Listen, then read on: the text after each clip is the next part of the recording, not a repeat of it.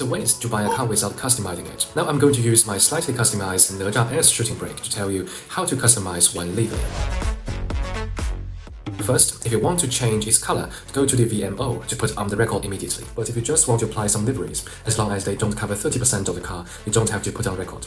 Second, the logo's car may be changed, but its brand can't. Some change their band's logo to make a band marks. That's also not allowed theoretically.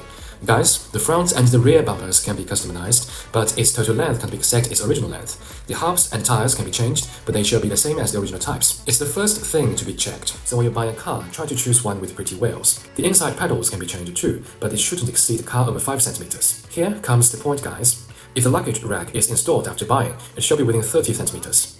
The absolute cargo weight shall be less than half a meter. Then it's legal. Check this out. When the cargo box is installed, it's about 35 cm high. Totally legal.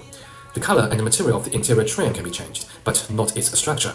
For instance, you change it to the right-hand drive or remove 2 seats from 6 to make it a 4-seat car. That's not allowed. Post the most rustic hot rod on the comment section.